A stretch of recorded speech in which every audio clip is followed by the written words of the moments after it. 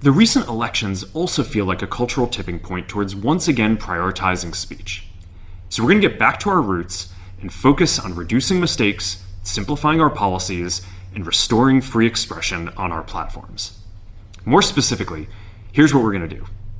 First, we're going to get rid of fact checkers and replace them with community notes similar to X, starting in the US.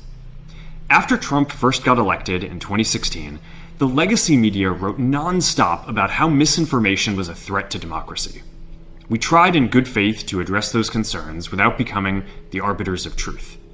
But the fact checkers have just been too politically biased and have destroyed more trust than they've created, especially in the US.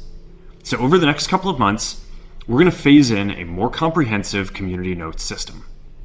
Second, we're going to simplify our content policies and get rid of a bunch of restrictions on topics like immigration and gender that are just out of touch with mainstream discourse.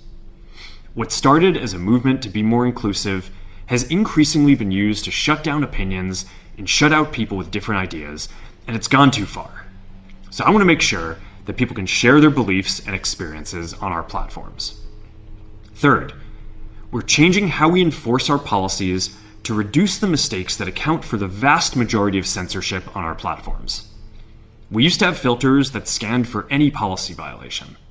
Now, we're going to focus those filters on tackling illegal and high-severity violations. And for lower severity violations, we're going to rely on someone reporting an issue before we take action. The problem is that the filters make mistakes, and they take down a lot of content that they shouldn't.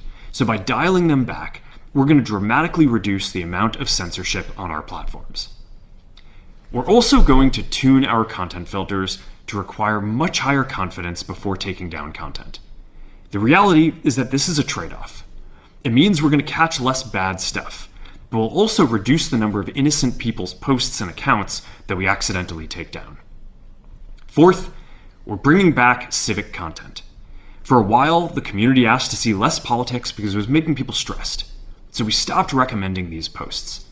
But it feels like we're in a new era now, and we're starting to get feedback that people want to see this content again. So we're going to start phasing this back into Facebook, Instagram, and Threads while working to keep the communities friendly and positive. Fifth, we're going to move our trust and safety and content moderation teams out of California, and our US-based content review is going to be based in Texas.